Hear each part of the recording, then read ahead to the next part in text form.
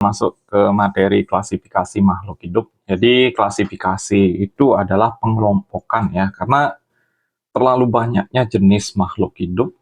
Itu jadi di materi ini itu kita akan kelompokkan menjadi kelompok-kelompok yang lebih sederhana ya. Jadi ini masuk ke materi kelas 7 IPA Terpadu Kurikulum Merdeka. Jadi jangan lupa like, share, dan subscribe channel Doni Smart Chemistry ya. Oke, next. Nah, jadi klasifikasi makhluk hidup itu cara pengelompokan atau penggolongan dan pemberian nama makhluk hidup berdasarkan persamaan dan perbedaan ciri-cirinya. Jadi sekali lagi klasifikasi itu adalah mengelompokkan. Setelah terdiri dari kelompok-kelompok, kemudian kita memberikan nama berdasarkan persamaan dan perbedaan ciri-cirinya. Nah, ilmu yang khusus mempelajari tentang pengelompokan makhluk hidup itu disebut dengan taksonomi. Jadi Bapak taksonomi, jadi ilmu yang pertama kali ini ditemukan oleh Carolus von Linnaeus ya. Jadi dikenal dengan Carolus Linnaeus, itu Bapak taksonomi ya. Jadi ada Bapak genetika nanti yang akan kalian pelajari di kelas 9. Jadi di sini Carolus Linnaeus itu adalah Bapak taksonomi ya. Oke, next. Jadi apa sih tujuan dari klasifikasi makhluk hidup? Jadi yang pertama itu mempermudah dalam mempelajari dan mengenal berbagai macam makhluk hidup. Karena makhluk hidup itu sangat banyak ya, dimulai dari yang berukuran kecil atau mikroorganisme sampai dengan organisme tingkat tinggi ya. Jadi karena saking banyaknya, itu otomatis kita harus mempelajari, mengelompokkan, dan agar lebih mudah kita pahami masing-masing persamaan dan perbedaan ciri-cirinya. Kemudian yang kedua, itu untuk mengetahui hubungan kekerabatan antar makhluk hidup. Jadi semakin banyak persamaan dari ciri-cirinya, otomatis hubungan kekerabatan makhluk hidup itu semakin dekat. Ya. Kemudian yang ketiga itu untuk mengetahui manfaat makhluk hidup untuk kepentingan manusia. Kemudian yang keempat itu mengetahui adanya saling ketergantungan antar makhluk hidup. Ya. Oke, next. Nah, klasifikasi model sederhana ini kita akan bahas. Ini klasifikasi sederhana ini bisa dilihat dari habitatnya, kemudian dari ciri-ciri fisiologinya, kemudian dari ciri anatominya, kemudian dari ciri morfologinya, kemudian jenis makanannya. Nah, mungkin di sini ada beberapa istilah yang asing yang belum kalian pahami ya. Jadi, morfologi dulu. Jadi, morfologi ini bentuk luarnya. Kemudian kalau anatomi ini bentuk dalam dari suatu makhluk hidup. Kemudian ciri fisiologi ini fungsi tubuhnya.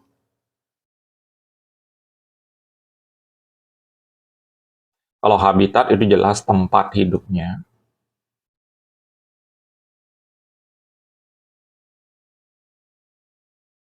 Nah, kalau jenis makanan itu udah jelas ya, nanti akan kita kelompokkan menjadi herbivora, karnivora, dan omnivora ya. Jadi ini klasifikasi yang paling sederhana dengan cara melihat bentuk luarnya, bentuk dalamnya, fungsi tubuhnya, tempat hidup, dan jenis makanan.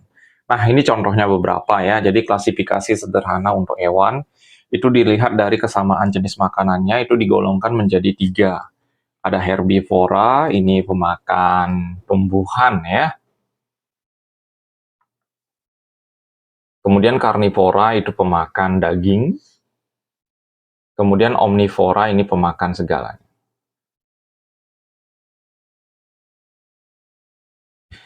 Kemudian berdasarkan cara perkembangbiakan itu ada ovipar. Ovipar ini bertelur ya.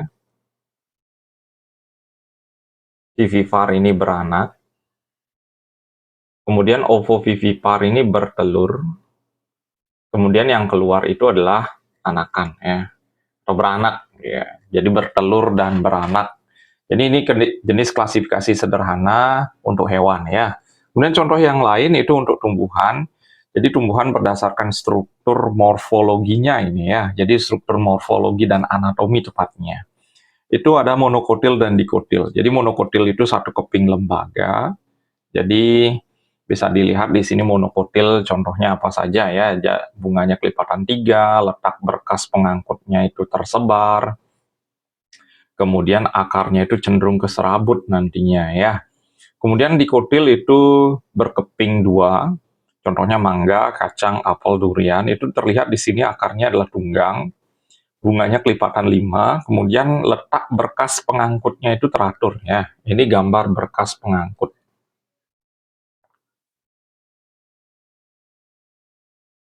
Berkas pengangkut yang dimaksud di sini adalah silem sama floem ya. Jadi untuk dikotil itu letaknya teratur, sedangkan monokotil itu tersebar ya. Kemudian di sini tersebar. Nah, itu untuk tumbuhan. Kemudian yang lain, ini ciri-cirinya untuk monokotil dan dikotil ya, bisa kalian lihat berdasarkan tulang daunnya, ada sejajar dan melengkung. Kalau dikotil itu menyirip atau menjari, batangnya itu berkas pengangkutnya tadi udah kita bahas tersebar. Kalau dikotil itu teratur dia. Kemudian kelipatan pada bunganya itu kelipatan 3 untuk monokotil. Kalau dikotil itu kelipatan 2, 4, atau 5. Kalau dilihat dari akarnya si monokotil itu serabut, kalau dikotil itu tunggang dia ya. Oke, next ada klasifikasi sederhana masih untuk tumbuhan, yaitu tumbuhan berdasarkan habitatnya, itu ada xerophyte. Xerophyte ini hidup di daerah yang kering ya. Kalau hydrophyte itu di air, kalau hygrophite ini di lembab ya. Jadi bedain berair dan lembab. Lembab itu masih ada kandungan tanahnya, jadi sedikit airnya ya. Kemudian kalau berair itu kayak kangkung, misalnya kayak teratai, enceng gondok, itu daerah yang berair ya. Kemudian dari bentuk tumbuhnya itu ada semak, perdu, herba sama pohon ya. Jadi klasifikasi sederhana untuk tumbuhan. Next.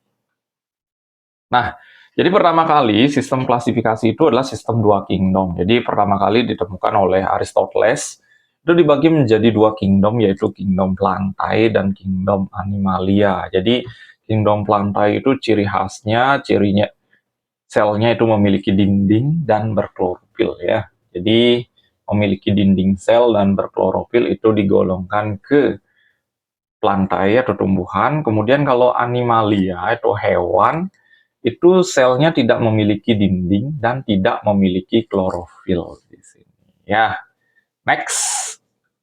Sistem 5 kingdom. Nah, jadi ini sistem yang udah paling kompleks ya. Jadi pencetusnya adalah Robert H. Whittaker.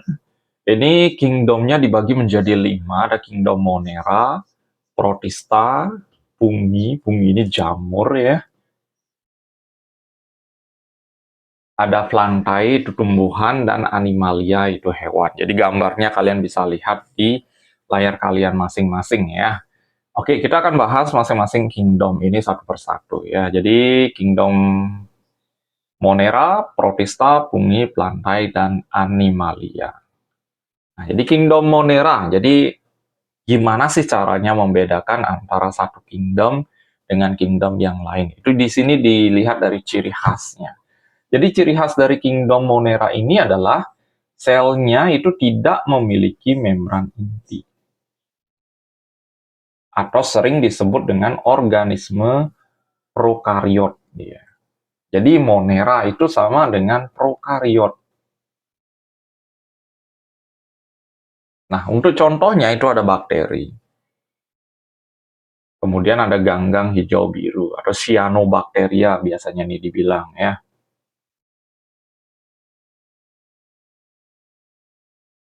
Jadi caranya membedakan bakteri atau ganggang hijau itu dilihat dari klorofilnya ya. Jadi kalau cyanobacteria itu memiliki klorofil, kemudian bisa uniseluler atau multiseluler. Kalau bakteri itu jelas uniseluler dia ya. Persamaannya yaitu mereka itu sama-sama tidak memiliki membran inti sel. Oke, nah ini contoh beberapa bakteri, ada Clostridium pasteur,ium ini digunakan untuk menyuburkan tanah, ada Rhizobium, ini terdapat pada bintil akar kacang-kacangan, ini fungsinya untuk mengikat nitrogen, ada Lactobacillus bulgaricus, ini biasanya digunakan dalam proses pembuatan yogurt. Kemudian bakteri-bakteri yang merugikan itu ada Salmonella typhosa, ini penyebab penyakit tipes. Ada Mycobacterium tuberculosis, itu penyebab penyakit TBC ya. Dan sisanya kalian bisa lihat di layar kalian. Ada bakteri yang menguntungkan dan bakteri yang merugikan.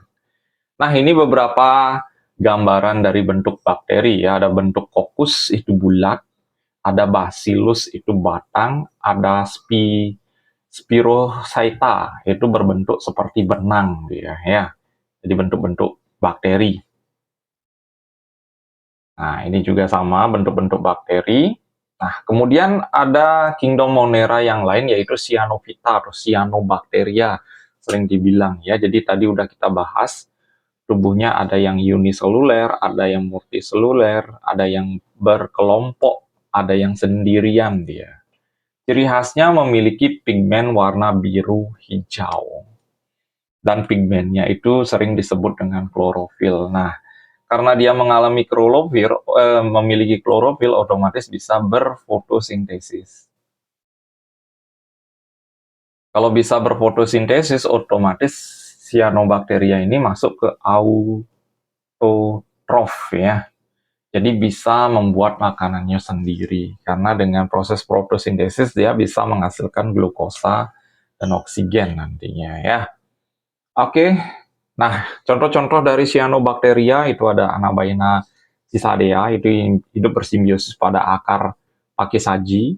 Ada Anabaena asola, ini hidup bersimbiosis di akar paku air, Asola pinnata ya. Kemudian ada spirulina, ini yang digunakan sebagai protein tinggi, protein sel tunggal ya.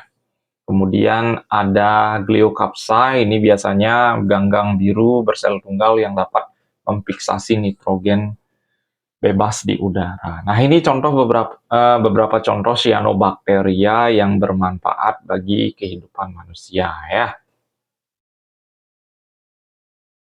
Kemudian yang berikutnya adalah kingdom Protista. Jadi ciri khas dari Protista ini adalah memiliki selaput inti yang disebut dengan eukariota. Jadi Protista ini sering kita sebut dengan eukariotik.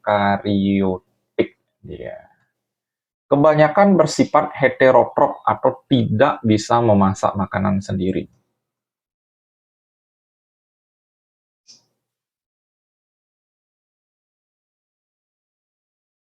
Berkembang biak dengan cara kawin atau generatif sering dibilang ya. Atau tak kawin itu vegetatif. Kalau secara kawin itu dengan konjugasi, sedangkan yang tak kawin itu dengan cara membelah diri. Nah, apa saja contoh-contoh kingdom protista ya? Nah, ini dia. Jadi ada protozoa, ini dapat bergerak bebas, tidak memiliki klorofil, dapat dikelompokkan berdasarkan alat geraknya. Nanti kita akan bahas satu persatu contohnya ya. Kemudian untuk ganggang ini tidak dapat bergerak bebas. Memiliki klorofil ini dikelompokkan berdasarkan pigmen warnanya.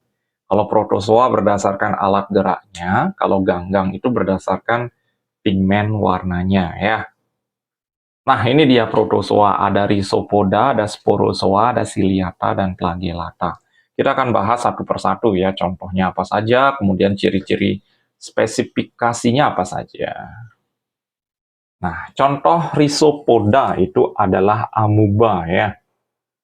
Bergerak dengan menjulurkan protoplasmanya, atau Rhizopoda ini sering disebut dengan kaski semu atau pseudopodia ya.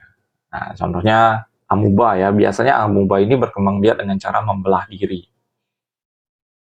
Kemudian ada flagellata ya. Jadi flagellata ini Trypanosoma gambiens. Jadi penyebab penyakit tidur di daerah Afrika, dia bergerak dengan flagellata atau flagel atau bulu cambuk. Jadi flagellata ini sering disebut dengan bulu cambuk.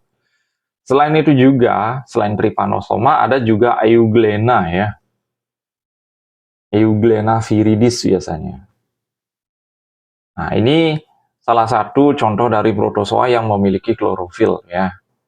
Jadi dia bergerak menggunakan flagellata juga. Kemudian yang ketiga ada Paramecium. Jadi bergerak dengan rambut getar atau ciliata ya. Jadi ciliata ini rambut getar. Itu contohnya adalah Paramecium. Kemudian ada Plasmodium atau Sporozoa. Ini yang menyebabkan terjadinya penyakit malaria. Jadi dia tidak punya alat gerak aktif. Kenapa digolongkan ke Sporozoa ini? Karena dia berkembang biak dengan cara berspora dia ya. Dapat berpindah tempat dengan mengikuti aliran darah. Jadi Plasmodium ini sekali lagi penyebab penyakit malaria dia. Jadi itu 4 contoh dari protozoa, dari Rhizopoda si amoeba, ada Flagellata, Trypanosoma sama Euglena, ada Ciliata, Paramecium, jadi rambut getar Ciliata, bulu cambuk itu Flagellata, kaki semu itu Rhizopoda.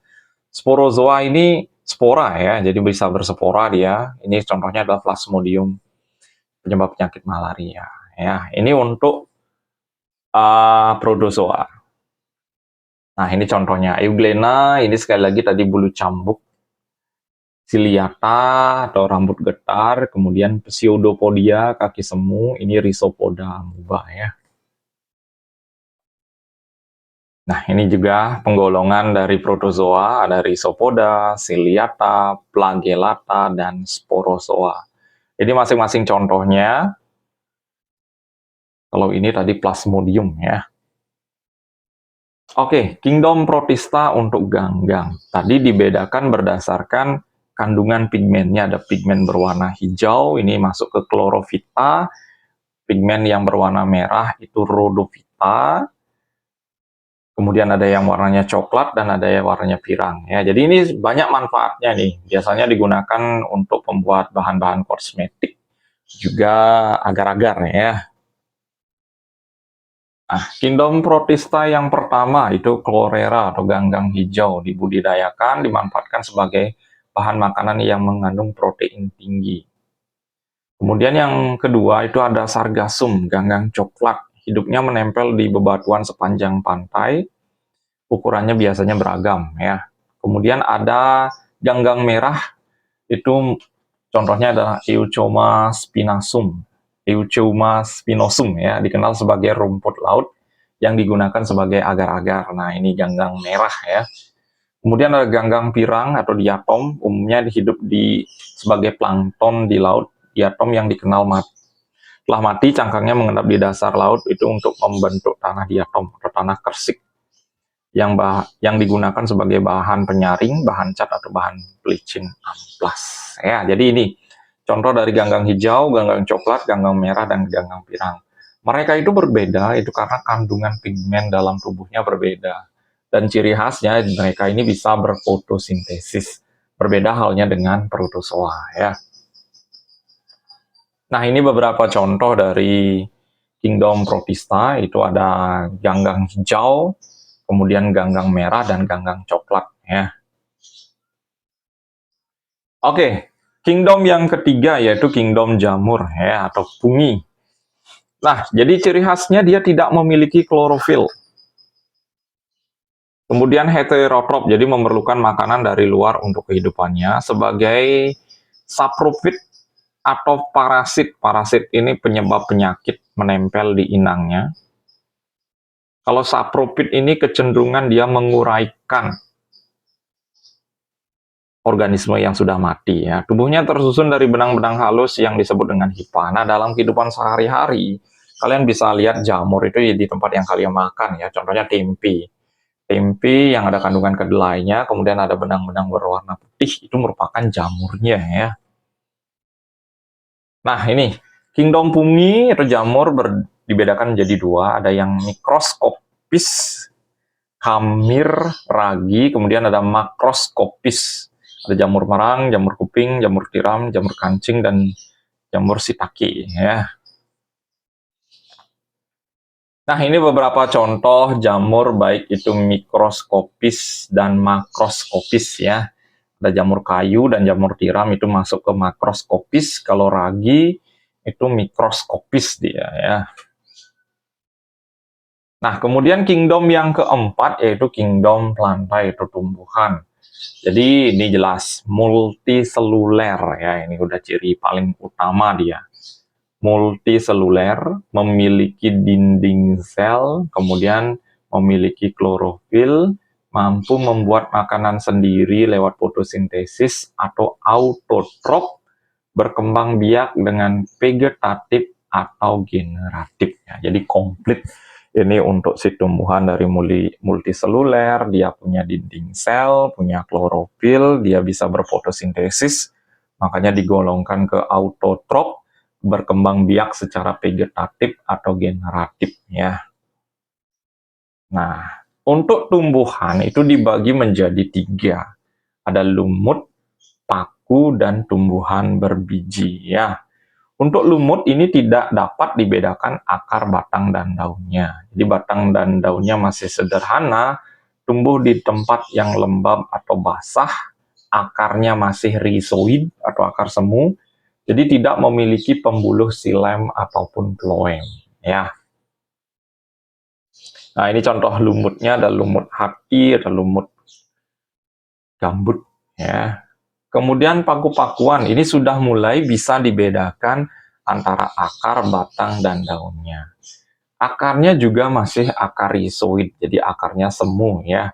Memiliki spora untuk berkembang biak, memiliki xilem dan phloem. Ini dapat dimanfaatkan sebagai tanaman hias atau sayuran ya. Ini contoh dari pepakuan ya. Kemudian ada bagian sporanya juga. Nah, kemudian tumbuhan berbiji itu atau spermatopita itu dibagi menjadi 2. Ada yang bijinya terbuka yang sering kita sebut dengan gimnosperma, dan ada yang berbiji tertutup yang sering disebut dengan angiospermae.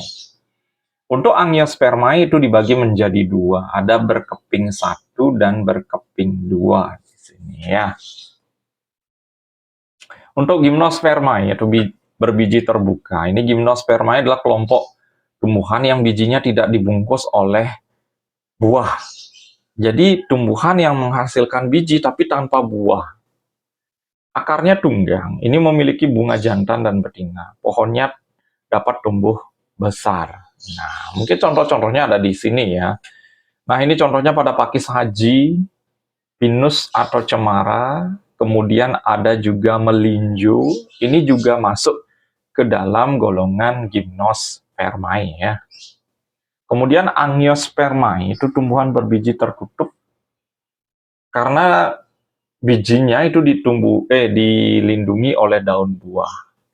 Nah, ini dibagi menjadi 2, monokotil sama dikotil. Tanaman berbiji tertutup ini memiliki bunga sesungguhnya. Bijinya biasanya tertutup oleh daging buah, jadi dia memiliki bunga ya. Ciri khas dari angiospermae. Nah, ini model bunganya beserta bagian-bagiannya ya, yang mungkin pada saat pada saat SD sudah kalian tahu ya bagian-bagiannya. Ini ada yang bakal biji, bakal buah, kelopak, mahkota. Yang ini kemudian ada putik, kepala putik, tangkai putik, ada yang namanya benang sari, kepala sari atau tangkai sari ya. Caranya membedakan monokotil dan dikotil ini sudah kita bahas di video sebelumnya ya, berdasarkan bentuk tulang daun, batang, bunga, dan akarnya. Nah, untuk monokotil contohnya adalah padi, jagung, pisang, kelapa, sagu, bambu. Untuk dikotil yang berkeping 2 ada singkong, mangga, sawo, apel, karet, jambu biji ya. Masuk ke kingdom yang terakhir yaitu kingdom Animalia, itu dibagi menjadi 2, yaitu yang pertama ada kingdom Avertebrata atau Invertebrata. Ini ciri khasnya tidak memiliki tulang belakang ya. Kemudian ada Vertebrata, ini yang memiliki tulang belakang. Nah, jadi masing-masing dari ini, Invertebrata dan Vertebrata itu akan dibagi menjadi beberapa kelas nanti ya. Jadi, nah untuk invertebrata itu dimulai dari porifera, Coelenterata, cacing pipih, cacing gilik, cacing tambang, ada moluska, arthropoda, dan echinodermata. Jadi masing-masing dari kelas dari invertebrata ini memiliki ciri khas dia ya, berdasarkan khususnya adalah morfologinya berbeda ya. Jadi kita akan bahas yang pertama yaitu Porifera. Jadi Porifera ini sangat banyak contohnya ya. Ada Porifera, kemudian Porifera ini ciri khasnya adalah tubuhnya itu memiliki pori dia. Ya, kemudian ada kelas Coelenterata. Coelenterata ini tubuhnya berongga. Itu contohnya adalah ubur-ubur dan anemon laut. Kemudian cacing gilik, cacing pipih, dan cacing gelang ini masing-masing memiliki ciri khas di mana cacing pipih itu bentuknya pipih, kemudian cacing tanah atau cacing gelang ini bentuknya agak gilik tapi memiliki spirochaeta dia. Kemudian ada cacing gilik itu cacing perut. Ini biasanya ciri khasnya adalah tubuhnya berbuku-buku dia ya. Cacingnya itu kayak cacing pita itu masuk ke sini dia. Kemudian ada moluska. Moluska ini ciri khasnya bertubuh lunak karena banyak mengandung lendir. Itu tubuhnya terbungkus oleh mantel dan cangkang yang terbuat dari zat kapur. Jadi ketika kita membahas bertubuh lunak, memiliki cangkang, kalian mungkin udah berkesimpulan. Contohnya salah satunya adalah begicot ya. Jadi begicot itu masuk ke dalam moluska dia ya. Nah, ini contohnya. Jadi ada begicot ini bagian dari gastropoda ya. Jadi bergerak gastropoda. Ini bergerak dengan menggunakan kaki perutnya. Kemudian ada cephalopoda. Nah, ini cephalopoda ya. Cephalopoda. Kalau ini bivalvia, kerang.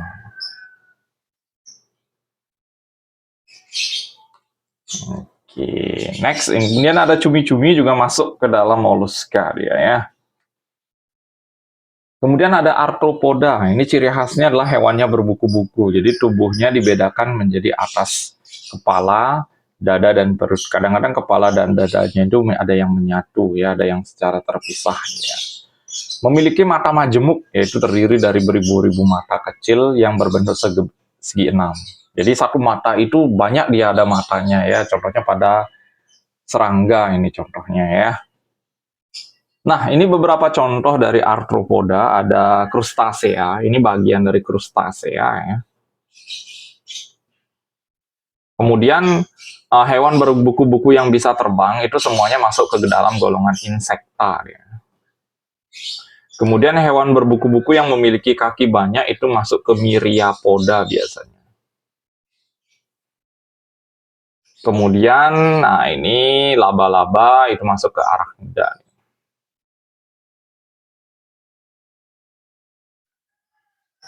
Itu bagian-bagian dari arthropoda ya. Kemudian ada echinodermata, ini ciri khasnya adalah tubuhnya ditutupi oleh duri ya. Contohnya adalah bulu babi, landak laut, kemudian ada teripang, bintang laut, bintang ular. Ini bagian dari echinodermata ya. Jadi echin itu artinya duri ya. Jadi sekali lagi tubuhnya ditutupi oleh duri, bagian dari echinodermata. Kemudian kingdom animalia yang masuk hewan bertulang belakang itu ada 5 ya, dimulai dari Pisces, ini ikan-ikanan, amfibi, ini katak ya, hewan yang hidup di 2 tempat yaitu air dan darat. Kemudian ada reptil, ini hewan melata, contohnya pada buaya dan kadal. Ular juga masuk ke dalam reptil. Aves ini semua jenis burung dan ayam ya. Kemudian ada mamalia, nah ini yang memiliki daun telinga yang ditutupi oleh rambut tubuhnya.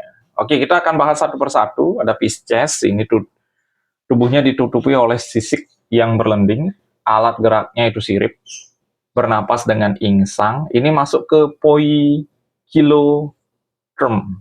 Nah, suhu tubuhnya ini berubah sesuai dengan lingkungannya. Itu namanya poikiloderm, ya. Nah, ini beberapa contoh Pisces ya, ada hiu, kemudian ada ikan-ikan yang lain pastinya ya. Oke, next. Ada amfibi.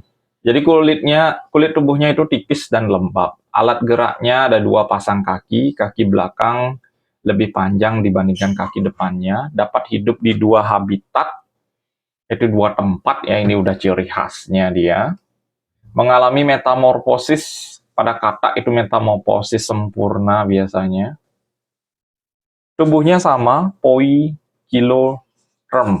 Jadi suhu tubuhnya itu menyesuaikan dengan suhu lingkungannya, artinya bisa berubah-ubah. Ketika dia hidup di air itu jelas suhunya turun, ketika hidup di darat itu agak naik dia suhunya.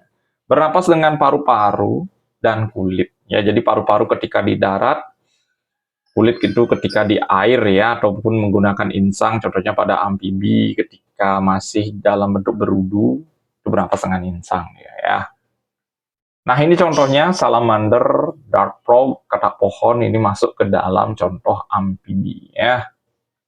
Kemudian reptil, jadi tubuhnya ditutupi oleh kulit kering dan sisik. Alat pernapasannya paru-paru, masih sama Poikilotherium. Alat geraknya berupa kaki dan perut berjalan. Nah, ini contohnya pada kura-kura, ular, kadal, dan buaya ya.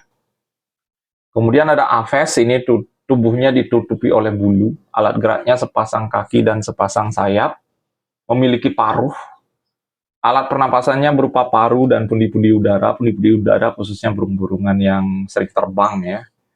Nah, ini untuk tubuhnya adalah homoiotherm, jadi suhu tubuhnya tetap, mau di udara, mau di darat, itu perubahan suhunya tidak signifikan ya.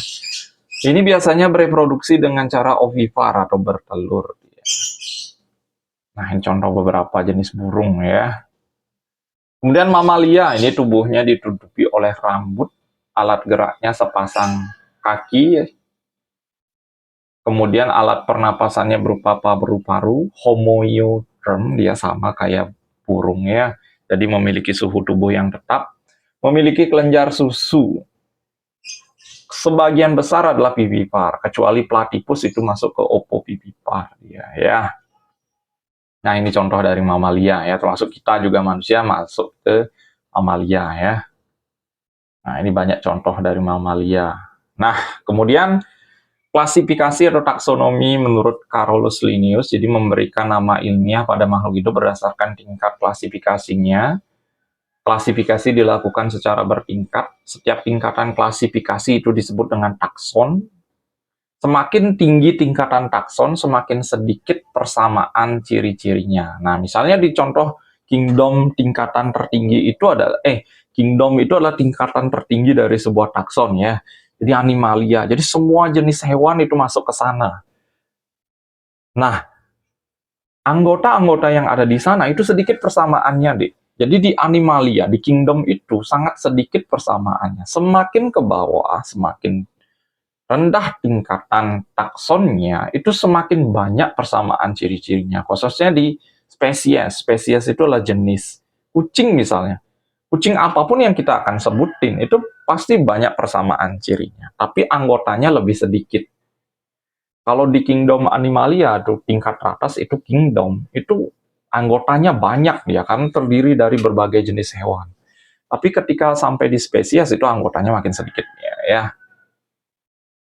Nah, ini dia urutan klasifikasi pada hewan dan pada tumbuhan. Mulai dari tingkat teratas itu kingdom, phylum, class, ordo, family, genus, spesies. Nah, bedanya adalah di sini antara hewan dengan tumbuhan, yaitu di bagian divisi dan filumnya ini. Filum itu untuk hewan, sedangkan divisi itu untuk tumbuhan ya. Sisanya bagian atas dan ke bawahnya itu sama ya. Oke, kemudian pemberian nama ilmiah itu tata cara pemberian nama dikenal dengan istilah binomial nomenklatur ya. Jadi terdiri dari dua buah kata, di mana kata yang pertama itu menunjukkan genus, kata yang kedua itu menunjukkan spesies. Contohnya tadi adalah Oryza sativa. Di mana O-nya ini harus huruf besar, S-nya ini harus huruf kecil. Ada yang di garis bawah, kalau hurufnya itu tegak, kalau miring itu nggak perlu di garis bawahi. Jadi itu tata cara pemberian nama ilmiah ya. Nah, ini contohnya. Jadi huruf pertama itu harus huruf besar, kemudian kata yang kedua huruf pertamanya harus huruf kecil, di mana kata yang pertama menunjukkan genus, kemudian kata yang kedua menunjukkan spesies. Ini semuanya dicetak miring, makanya tidak perlu lagi digaris bawahi ya. Oke, jadi kita akan masuk ke latihan-latihan soal. Jadi latihan soal ini memantapkan lagi konsep-konsep kalian yang sudah kalian pelajari sebelumnya ya. Jadi yang pertama, pada awalnya makhluk hidup digolongkan menjadi dua kingdom, yaitu animalia dan plantae. Makhluk hidup yang digolongkan ke kingdom plantae itu memiliki ciri khas apa? Jadi jelas plantae itu tumbuhan. Jadi ciri khasnya adalah memiliki memiliki dinding sel ya. Kemudian memiliki klorofil, kemudian masuk ke autotrop, itu masuk ke kingdom plantae atau tumbuhan ya. Kemudian soal yang berikutnya, setelah mengamati dengan mikroskop elektron, Herbert Copeland menemukan struktur ultramikroskopik sel sehingga makhluk hidup digolongkan ke dalam 4 kingdom. Apa saja itu? Yang pertama udah pasti ya, Monera, Protista, Plantae, dan Animalia. Itu jelas yang C ya. Next, tingkatan takson pada tumbuhan memiliki perbedaan dengan tingkat takson pada hewan. Pada tumbuhan, tadi udah kita bahas, itu ciri khasnya harus ada divisi. Itu dari tingkat yang terendah, itu adalah spesies ya, sampai tingkat yang lebih tinggi. Nah, kita cari tingkat tingginya itu divisi dulu, selain kingdom ya. Jadi ini bukan. Tingkat terbawahnya yaitu spesies. Nah, ini. Spesies, genus. Nah, jadi kalau kita dari atas ya, untuk tumbuhan, di Keorphagens. Jadi S-nya spesies, ini genus, ini family, ini ordo, ini kelas, ini divisi. Jadi Dikeorphagens ya. Spesies, genus, family, ordo, kelas, divisi. Jadi jawabannya adalah yang B di sini ya.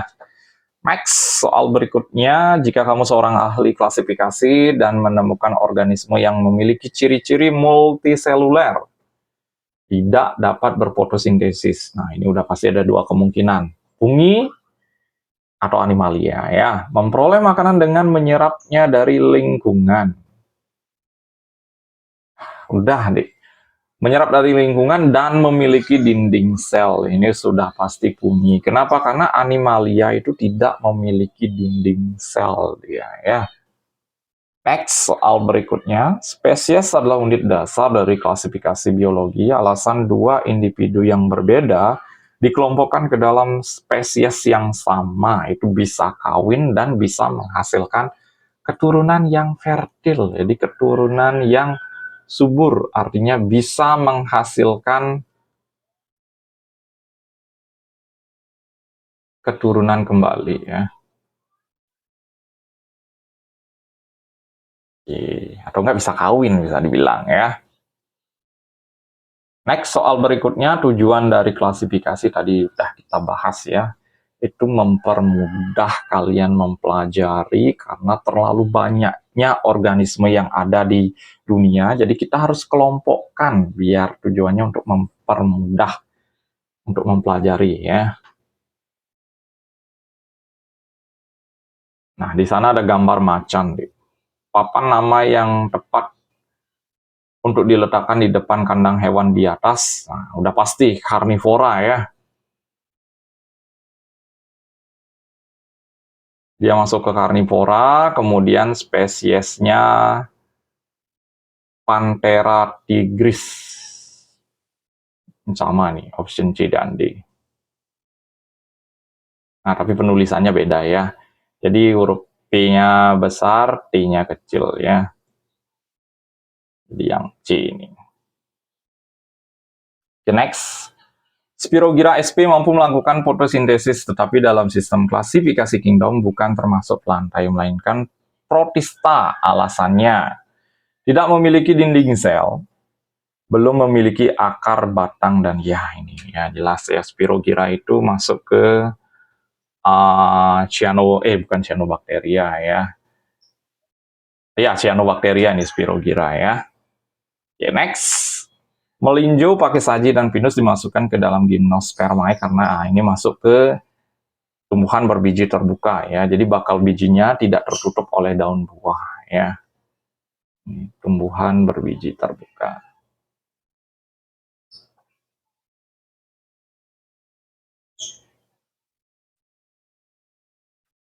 Burung termasuk ke dalam hewan berdarah panas. Artinya suhu tubuhnya tetap ya. Jadi homoiotherm dia nih. Suhu tubuhnya tetap meskipun lingkungannya berubah. Itu udah jelas ya. Oke, jadi sekian pembahasan dari klasifikasi hewan maupun tumbuhan ya. Semoga apa yang sudah Kak bahas dari awal sampai akhir dan ada latihan soalnya itu bermanfaat untuk pembelajaran kalian di kelas ya. Jadi jangan lupa like, share, dan subscribe channel Doni Smart Chemistry. Sampai ketemu di video berikutnya.